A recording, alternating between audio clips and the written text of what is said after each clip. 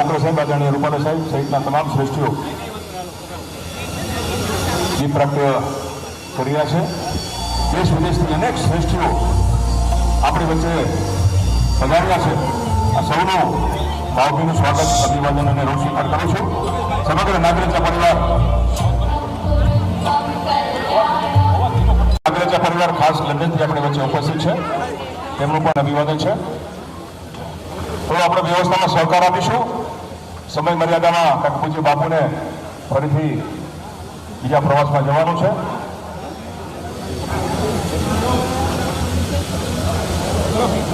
પૂજ્ય બાપુને વિનમ્ર પ્રાર્થના કરું કે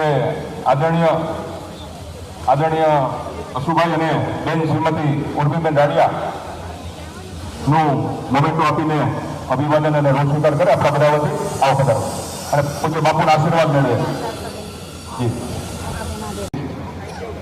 સદભાવના વૃદ્ધાશ્રમ બાપુ જે માવતરનો પ્રવેશ અપાવો ને તેની આજે રક્તપૂરા થઈ રહી છે. સદભાવના વૃદ્ધાશ્રમના માવતર ખૂબ આશીર્વાદ આપજો અને પરમ કૃપાળુ પરમાત્મા આપણા જીવનમાં 5 વર્ષનો વધારો કરે એવી અમને સાથે મળીને પ્રયત્ન કરશું. ત્યારબાદ આદરણીય અશુભાઈ અને ઉર્મિલાબેન સૌને વિનંતી કરું બેસી જાય. સૌને પ્રાર્થના કરું કે પૂજ્ય બાપુને આપણે મન ભરીને માણવાનું છે અને બાપુએ આપણે 2 રામ કથા આપી. વૃદ્ધાશ્રમ સદભાવના ધામ ના માવતરોમાં કદાચ કોઈ માવતર કહેવાય.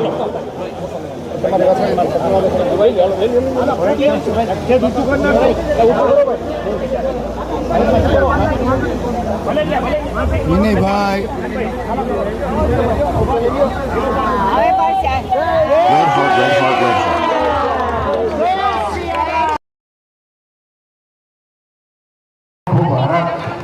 મારે રેકોર્ડિંગ કરવાનું છે. એક દાતા 108 કરોડ રૂપિયાનું દાન આપે અને એ દાનની સરવાણી વિનમ્ર ભાવે આપતા હસમુખભાઈ બાપુ એવું કીધું કે હજી તમે ચિંતા કરતા, ધન્ય છે એમની જનેતા. એવા ઉમદા દાતાશ્રી આજે આપણે આંગણે પધાર્યા. પણ આ બધી ઘટનાના મૂળમાં સદભાવના પરિવારની સેવા અને તપશ્ચર્યા અનિવાર્ય, એને કારણે આ બધું ઊભું થયું. પણ એમાં પૂજ્ય બાપુના આશીર્વાદ ભળ્યા. મેં હમણાં બાપુ એક જગ્યાએ આપના પેલામાં લખવા માટે મને કહેવામાં આવ્યું હતું, મેં એમાં લખ્યું છે કે બાપુનો એક શબ્દ પ્રયોગ મને ખૂબ ગમે છે. બાપુ હંમેશા કોઈ આવા કાર્યક્રમમાં કશું અર્પણ કરે તો બાપુ એમ કે હું એક, એ વાક્ય મને બહુ ગમે છે. મેં એમાં એમ લખ્યું છે કે બાપુના આ તુલસી પત્રોનું જો સંકલન કરવામાં આવે તો તુલસી વન થાય એવું છે. બાપુના આશીર્વાદને કારણે આવી અસંખ્ય સંસ્થાઓના પાયા નખાય છે. આવી અસંખ્ય સંસ્થાઓને ચાલક બળ મળે છે. હનુમાનજી મહારાજની બાપુ ઉપરની કૃપાને કારણે સેવાના કાર્યોને પવનસુત હનુમાનજી મહારાજની તાકાત વાળો વેગ મળે છે. એના આપણે સૌ સાક્ષી છીએ.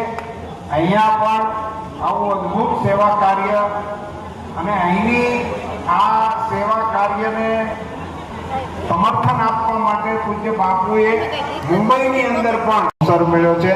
આપણને આવા સદગૃહસ્થોના દર્શન કરવા મળે, સંતોના દર્શન કરવા મળે, એ આપણી ઉપરની કોઈ સંતોની અકળ કૃપા એનું પરિણામ છે હું માનું છું.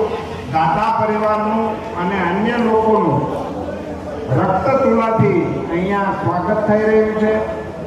બાપુ આ રચના આપે નિહાળી, એની અંદર વૃદ્ધાશ્રમની તો ઘણી બધી વ્યવસ્થાઓ આપે જોઈ છે, મેં જોઈ છે. પણ અહીંયા એમને માટેની એક હોસ્પિટલ અંદર નિર્માણ થઈ છે. એ એક ખૂબ જ ઉમદા કામ આ વૃદ્ધાશ્રમની સાથે જોડાવાનું છે. કારણ કે એક તો આમાં બધા ઉંમરના ઘોડીઓ જ હોય અને એને દવાખાનાની હાલતા જરૂર પડે, એમને તો પહોંચાડવા એ જ મોટો પ્રશ્ન થાય. એને બદલે અંદર જ સુંદર મજાની હોસ્પિટલનું સંચાલન અને વ્યવસ્થાનું જે નિર્માણ કર્યું છે એ માટે પણ હું આયોજકોને એક ફાટ ભરીને અભિનંદન આપું છું. એમની આવી પ્રવૃત્તિને સમર્થ દાતાઓ મળી રહ્યા છે, મળી રહેશે અને ખૂબ ઉમદા પ્રવૃત્તિ આપણા મુલકની અંદર આપણા પંથકની અંદર સુપેરે ચાલશે જેવી શ્રદ્ધા સાથે પૂજ્ય બાપુના ચરણોમાં મારા પ્રણામ. સૌપ્રથમ પૂજ્ય બાપુના ચરણોમાં મારા ખાસ મારે તમને કહેવાનું છે કે રૂપિયા તો છે ને નથી, પણ અમને આજે માવતર પણ મળી ગયા અને પુત્ર પણ મળી ગયા. બાપુએ વિજયભાઈને પૂછ્યું કે વિજયભાઈ વસુભાઈને કેટલા દીકરાઓ, અને વિજયભાઈ બહુ સરસ જવાબ આપ્યો કે 3 દીકરાઓ, એક ધીરુભાઈ નાનાભાઈ, એક વિજયભાઈ રૂપિયા ને એક વિઠ્ઠલભાઈ, 3 દીકરાઓ. એટલે મને તેમ લાગે છે કે અમને તો માવતર અને દીકરાઓ બચાવી દીધા, બાકી શું છે તમારે? એટલે થોડો ધન્યવાદ કે અમને આવું લાવવું આવ્યું. હવે અમારા બેન અને અશુભાઈના બેન અને સમગ્ર પરિવારને ખૂબ બધી રીતે પણ આ બોર્ડ થાય એટલે થોડું ડિલે થયું, પણ જેમ નરસિંહ મહેતાની ઊંડી છે ને એવી રીતે હું આજે વચન આપું છું કે થોડા ટાઈમમાં મારે 251 કરોડ રૂપિયા આપવા છે. આશીર્વાદ આપો. મને લાગે છે વિજયભાઈને હોલ બનાવ્યો છે મોટો, કોઈને કંઈ પૈસાની તાણ હોય, ગમે તે હોય, હોસ્પિટલમાં ખાવાનું મોકલાવવાનું હોય, અમને ઓર્ડર આપી છે. એટલે અમારા ભાઈ બહુ સારા કર્મ કર્યા છે કે એની લક્ષ્મી આ સારા કામમાં વપરાય છે, એના મને બહુ જ ગર્વ છે.